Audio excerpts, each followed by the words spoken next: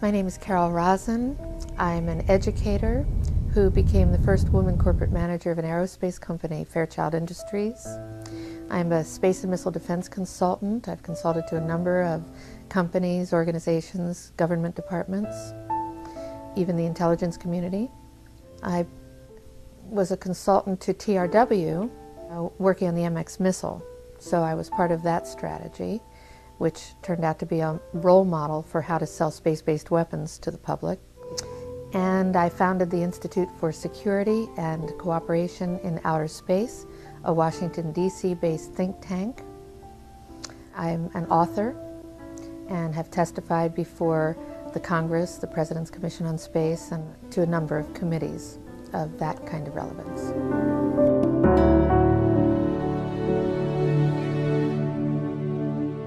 When I was a corporate manager of Fairchild Industries in 1974 through 77, I met the late Dr. Wernher von Braun in early 74. At that time, von Braun was dying of cancer, but he assured me that he would live a few more years in order to tell me about the game that was being played, that game being the effort to weaponize space, to control the Earth from space and space itself. Von Braun had a history of working with weapons systems and had escaped from Peenemünde to come to this country and landed as vice president of Fairchild Industries when I had met him. Von Braun's purpose in life during the last years of his life, his dying years, was to educate the public and decision makers about why space-based weapons are a dumb, dangerous, destabilizing, too costly, unnecessary, unworkable, undesirable idea, and about the alternatives that are available. And as practically a deathbed speech, he educated me about those concepts and who the players were in this game, and gave me the responsibility, since he was dying, of continuing this effort to prevent the weaponization of outer space. He invited me to come up on the platform with him, and actually he's holding on to me in this picture. I'm trying to get off of the platform, and he's holding on to this, trying to make me laugh. He's telling me jokes. When Wernher von Braun was dying of cancer, he asked me to be his spokesperson, to appear on occasions when he was too ill to speak. And I did. And what he asked me to do was to educate decision makers and the public about why we shouldn't be putting weapons in space, why they're a dangerous, destabilizing, too costly, unnecessary, untestable, unworkable idea, and what the alternatives are, how we could be building a cooperative space system.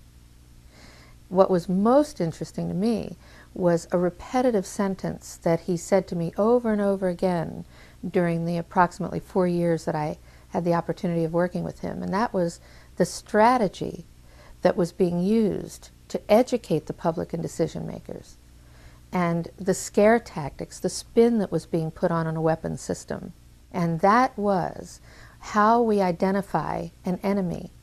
The enemy, at first, he said, the enemy against whom we're going to build a space-based weapon system that he thought was a ridiculous idea, unnecessary and very dangerous, not to mention too costly, etc.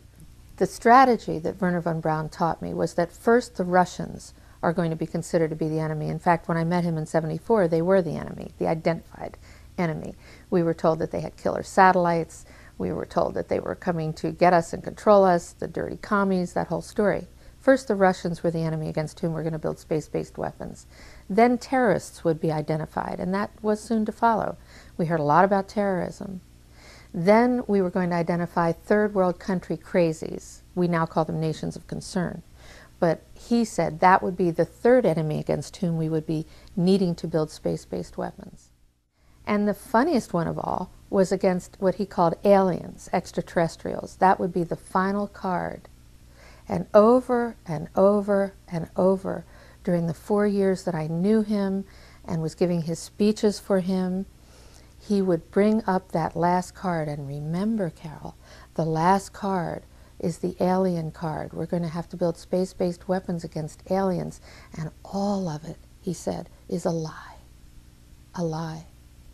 I think I was too naive to know at that time the seriousness of the nature of the spin that was being put on the system. And now the pieces are starting to fall into place. We're building a space-based weapon system based on a premise that is a lie, a spin. And Wernher von Braun was trying to hint that to me back in the early 70s and right up until the moment when he died in 1977. What he told me is that there's an accelerated effort in place. He didn't mention a timeline, but he said that it was going to be speeding up faster than anybody could possibly imagine. That the effort to put weapons in space was not only based on a lie, but would accelerate past the point of people even understanding it until it was already up there and too late. When von Braun was dying in front of me the very first day that I met him, he had tubes draining out of his side. And he was tapping on the desk telling me, "You will come to Fairchild." I was a school teacher. "You will come to Fairchild and you will be responsible for keeping weapons out of space." And the way he said it with the intenseness in his eyes, and added that very first day, the first time I met him, that space-based weapons were a dangerous, destabilizing, too costly, unnecessary, untestable, unworkable idea. And that the last card that was being held was the extraterrestrial enemy card. The intensity with which he said that made me realize that he knew something that he was too afraid to mention. He was too afraid to talk about it. He would not tell me the details. I'm not sure that I would have absorbed them if he had told me the details or even believed him in 1974. But there was no question that that man knew, and had a need to know, I found out later. There's no doubt in my mind that Wernher von Braun knew about the extraterrestrial issue. The very first meeting that I had with him in 1974, when he said to me, "You will be responsible for keeping weapons out of space. I'm dying of cancer and you have to take over for me." And when he explained to me the reasons for why weapons were going to be put into space, the enemies against whom we were going to build these weapons, and that all of that was a lie, and when he mentioned the extraterrestrial card, that extraterrestrials, aliens he called them, were going to be identified as the final enemy against whom we were going to build space-based weapons back in '74, the way he said it to me, there was no doubt in my mind that he knew something that he was too afraid to talk about. Wernher von Braun never spoke to me about any of the details that he knew, or might have known, or thought about, related to extraterrestrials, except that extraterrestrials were one day going to be identified as an enemy against whom we are going to have to build an enormous space-based weapon system. Even though he didn't give me the details, however, the look in his eyes made it clear to me that he knew that there was something going on that was a big secret that he could not divulge. Wernher von Braun actually told me that the spin was a lie, that the premise for space-based weaponry, the reasons that were going to be given, the enemies that we were going to identify, were all based on a lie. I've been tracking the space-based weapons issue for about 26 years. I have debated generals, congressional representatives. I've testified before the Congress and the Senate. I've met with people in over 100 countries. And I have not been able to identify who the people are who are making this space-based weapon system happen. I see the news. I see the administrative decisions being made. I know that they're all based on lies and greed. And I have yet to be able to identify who the people are.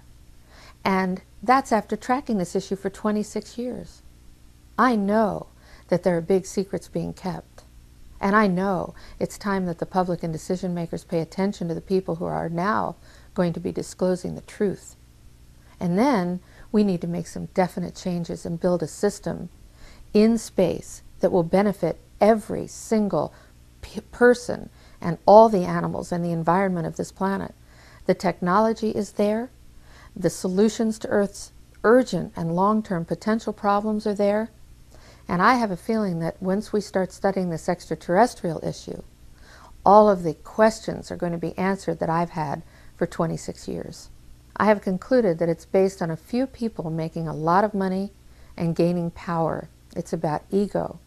It's not about our essence and who we really are on the planet and loving each other and being at peace and cooperating, using technologies to solve problems and heal people in the planet. It isn't about that. It's about a few people who really are playing an old, dangerous, costly game for their own pocketbooks and power struggle.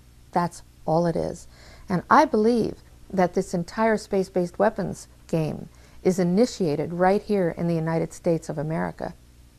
And what I hope is that with the new administration, I hope that this information that's being disclosed will allow the new administration to do what is right, which is to transform the war game into a space game, so that we use the technologies that are available, not just as spin-offs of war technology, but as direct technological applications to building a cooperative space system that will benefit the entire world and that will allow us to communicate with the extraterrestrial cultures that are obviously out there. I helped to start the movement to prevent the weaponization of outer space. I founded the Institute for Security and Cooperation in Outer Space in Washington, D.C., which was a think tank with an action component. We studied this issue of who was going to benefit from building a space-based weapons program, which is merely an extension of the Earthbound war game. Of course, the next highest frontier, the high ground, is outer space. So it's a very natural place for those who play in the war game, who benefit from it, to go into outer space with their weapons. Who would benefit from it are the people who work in that arena. That's people in the military, in industries, in universities and labs, in the intelligence community. And this is not just in the United States, it's worldwide. This is a worldwide cooperative system. Wars are cooperative, just as peace will be when it breaks out. But right now, there are a lot of people benefiting. This is what our economy has been based on in this country and spreading around the world. War. And people suffer as a result. It's not fair. It never has been. People have screamed for, let's build out of swords, let's make plowshares, let's have peace and hold hands around the world, but it hasn't worked because too many people are benefiting. Not only are they benefiting financially, but from what my experience is, there are people who actually believe that Armageddon should happen, so we have to have these wars. So it's going from the pocketbook to the religious right. Some people who actually believe that we have to have wars for these religious reasons. And there are people who just love war. I have met warriors who love to go to war. And then there are the good people, the soldiers, who just take orders. And they have to feed their children and send them to college, so they want to keep their jobs. People in laboratories have told me they don't want to work on these technologies for war, but if they don't, they won't get a paycheck. Who's going to pay them? And what I see is that there are not only dual uses for these technologies, but there are many uses for the same technologies. And once people start to learn, as we learned about the bomb, they start to learn about what's in outer space, this place above all of our heads, this common place above all of our heads in which we can travel, we can build space hospitals, schools, hotels, laboratories, farms, industries. It may sound far out, but if we don't do that, we're going to build battle stations and weapons pointed down all of our throats and into space. And apparently, we've been doing some of that already.